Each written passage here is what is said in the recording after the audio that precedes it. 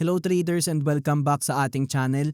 And sa video na to guys, pag-uusapan natin ano nga ba yung iba't ibang mga currency pairs no, na magandang i-trade at anong oras magandang i-trade yung mga currency pairs na yon. Okay? So una sa lahat guys, para i-determine mo kung anong oras ka dapat mag-trade is of course yung time na available ka, no? Yun ang pinaka-importante sa lahat. So kahit sabihin ko na pinakamaraming volume at volatility is sabihin natin 2 PM in the afternoon, kung mga oras na yun nasa trabaho ka naman, then it's not a good time to trade, no? Yung tipong pukunin mo yung cellphone mo, no? At tatakas ka na mag-trade, okay? So hindi ka makakapag-focus, okay? Ang pinaka-importante is dapat sa time na nagte-trade ka, wala kang ibang iniisip kundi yun lang.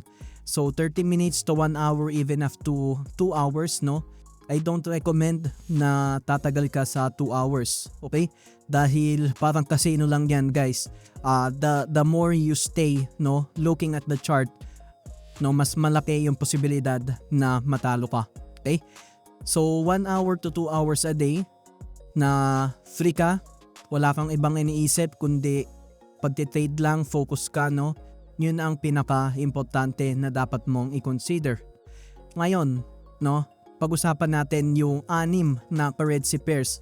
Actually, 4 yun, no, yung major currency pairs. Una dyan is yung Euro-USD. Alright? So, eto, Euro-USD.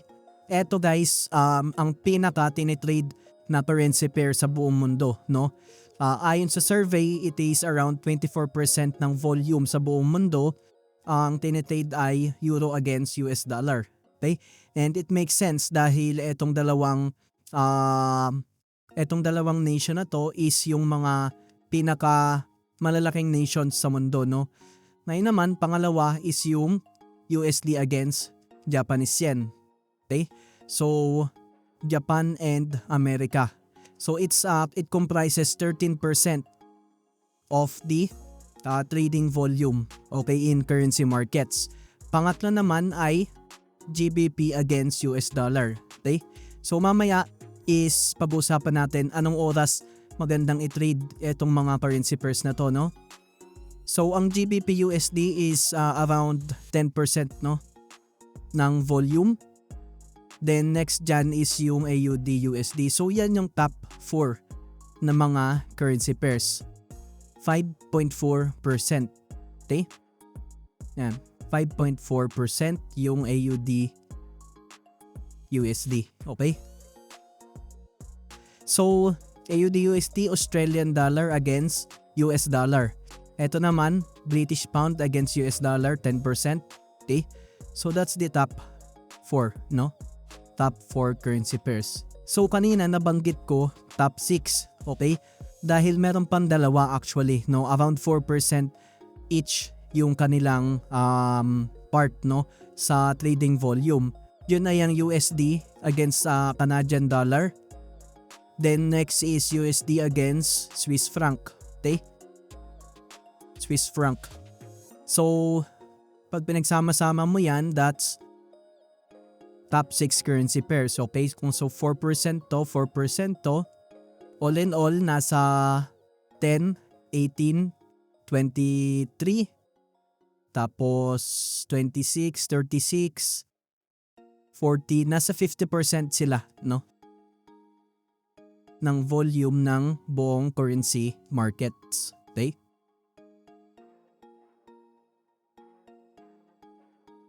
So ngayon naman, anong oras magandang i-trade yung mga currency pairs na to, no? Actually guys, US dollar, malaki talaga yung volume niyan kahit anong oras. Okay, so sa forex market guys, we are trading 24 hours, 5 days a week. So merong pahinga during the weekend, Saturday and Sunday, no? Sarado yung market. So ngayon, tignan natin yung mga forex market sessions dahil merong iba't ibang market sessions. Ngayon, for example, nagbukas yung London session, London, ng 8 AM, magsasara yan ng 4 PM, okay?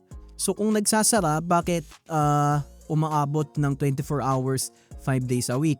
Kasi guys, merong iba't ibang session sa iba't ibang mundo, no? Ay iba't ibang parts ng mundo. Meron tayong New York session, meron tayong Frankfurt sa Germany, no? Meron din tayong Sydney session, which is sa Australia, and of course Tokyo sessions, no? So titignan natin yung magiging mga oras ng mga sessions na to. Kaya naging 24 hours siya guys dahil nag-overlap yung iba't ibang market sessions. Basically, pag nag-close yung isa, meron pang ibang sessions na bukas. So halimbawa, close tong London, no? Ito close tong New York. Open naman yung sa Sydney at sa Tokyo. So may kita natin, okay? Okay guys, so dito may kita natin yung iba't ibang closing and opening times ng mga forex market session sa iba't ibang part ng mundo. And ngayon gumagamit tayo ng UTC na time zone. So sa Pilipinas tayo ay UTC plus 8 or 8 hours ahead tayo sa Coordinated Universal Time, or UTC, no? So ang importante lang na malaman natin dito, kasi dati kinocompute ko pa to, no? So dahil nga 5 days a week open yung forex market, so kino-compute ko anong oras ba nagbubukas yung forex market at anong araw sa Pilipinas during the week. So Monday ba, Sunday ba, no? Nagko-close ba siya ng Friday or Saturday?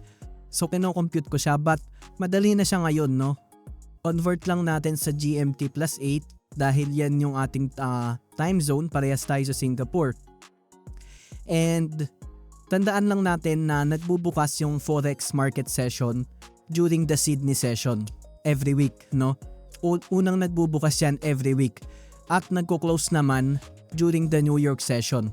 Okay, so Sydney session simula during the week, New York session yung matatapos. Okay, so pag tinignan natin dito, 5 a.m. dito sa Pilipinas nag-i-start yung forex market. So that's 7 a.m. sa Sydney. Pero wala na tayong pake kung anong oras dun sa kung saan man nagbubukas na sessions, no? So mag-focus lang tayo sa kung anong oras sa atin. So sulat natin to, okay? So 5 a.m. ang bukas na market is Sydney session. Okay? 5 a.m. hanggang 8 a.m. Okay? So that's Sydney. Ngayon naman 8 a.m. hanggang 2 p.m. that's 8 a.m. to 2 p.m. Sydney and Tokyo. Alright, so nag-overlap sila. So lagay natin tong overlap. Importante mamaya to guys, kung bakit natin naalam kung saan merong overlapping yung mga sessions. Tapos 2 to 3 p.m. 2 p.m. to 3 p.m. Tokyo lang yung bukas. Okay? Then 3 p.m. up to 5 p.m. 2 p.m. up to 5 p.m. So that's about 3 hours na nag-overlap yung Tokyo and London, no? So lagay natin overlap. Mamaya important yan, may kita natin. Then 5 p.m. to 8 p.m. 5 p.m. to 8 p.m. open yung London session lang, no? Then 8 p.m. ito pinaka-importante to 12 a.m. 8 p.m. to 12 a.m. London and New York. So may overlap na naman. Then natatapos yung trading day 12 a.m. to 5, 12 a.m. to 5 a.m. New York na lang yung bukas. So that's 5 hours na New York na lang yung bukas. Okay, so may kita natin guys, tuloy-tuloy 24 hours. Bakit? Dahil pag close ng New York session, magbubukas naman yung Sydney at 5 a.m. Then again, tuloy-tuloy na naman yan 24 hours. Okay, hanggang dumating yung Friday, no? Friday sa atin 5 a.m. Okay, nagbukas yung Sydney, no? Isipin nyo Friday, tapos tuloy-tuloy yan hanggang 5 a.m. kinabukasan o 5 a.m. kinabukasan ng Saturday. Okay? So dito sa Pilipinas 5 a.m. ng Monday open, tapos nagsasara ng 5 a.m. naman ng Saturday. Okay? So meron tang pahinga ng Saturday hanggang Sunday na pwedeng hindi ka mag-trade. Okay, and also I recommend that no na you take a rest. Okay guys, so ngayon na-establish na natin yung iba't ibang opening and closing hours ng mga forex market centers sa iba't ibang bansa, no? At bakit ba natin in-emphasize yung overlapping ng mga market centers? Dahil kadalasan diyan mataas yung volume, okay? Especially during overlap ng London and New York session, no? Pero kung pag-uusapan natin is yung isang forex market center na bukas lang at mataas pa rin yung volume, yan ay nasa London and New York session, no? And New York session, okay? So based on statistics is yung London, no? Kahit siya lang mag-isa yung bukas, mataas pa rin yung kanyang volume. So next dyan is yung New York. Pero pag nag-overlap yung dalawa, dyan kadalasan pinakamataas yung volume. Okay? So para makapag-decide tayo anong oras ba yung gagawin nating schedule everyday para mag-trade, no? Ako, personally, nag-trade ako 9 p.m. to 10 p.m. Okay? Sometimes na-adjust ng onte, pwedeng 8 to 9, no? So around 1 hour to 1 hour and 30 minutes lang ako nag-trade, no? Hindi ako tumatagal ng nasa 2 hours mahigit. So pinili ko yung 9 p.m. dahil that's the time na available ako at wala pong ibang iniisip, walang distractions at nakakapag-focus ako sa pag-trade. And during that time as well, no, tapos ko na lahat ng ginagawa ko, no? Kaya wala na talaga akong inaalalang iba. And luckily naman, during that time is overlapping yung London and New York session, so mataas yung volume. Okay? So pag nagde-decide tayo, of course, gaya nga nasabi ko kanina, ang pinaka-importante is kung kailan ka available at kailan ka makakapag-focus sa pag-trade. Okay? So ngayon naman, i-combine natin yung currency pairs dun sa oras kung kailan tayo nagde-trade. So kung London and New York sessions, no, ano ba yung mga currency pair na involve yung mga bansa na yan? So sa London, of course, is yung British Pound, which is GBP, no? So kung ano yung mga currency pairs na may GBP, then magandang i-trade during that time. New York, of course, is USD. Okay? So pagsamahin mo yung dalawang yan, USD and GBP. No, USD GBP. Or kadalasan GBP USD yung per currency pair na yan, no? Okay.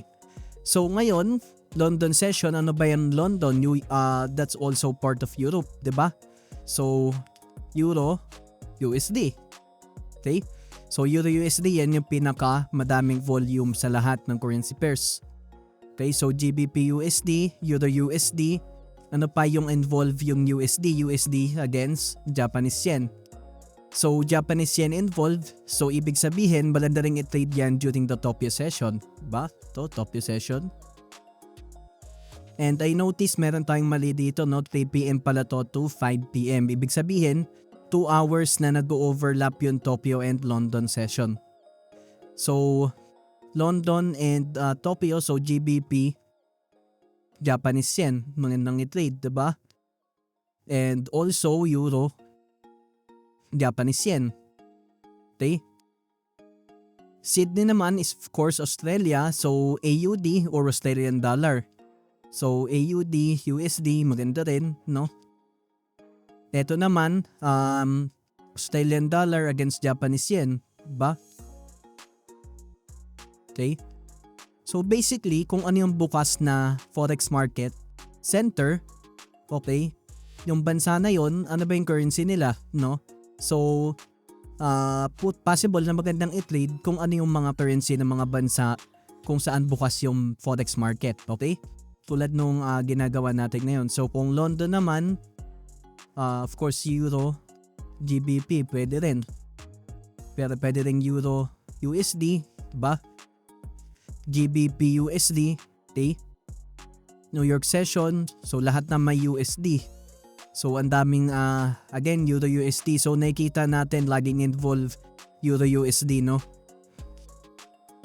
And even, no, kapag Sydney session, Tokyo session, mataas pa rin yung volume ng Euro USD. So yan talaga yung madalas natin trade. Pero based on my experience, Sydney session pinakaunti yung galaw ng market. And also naman, hindi rin naman ako magti-trade ng 5 AM to 8 AM. So okay lang yan.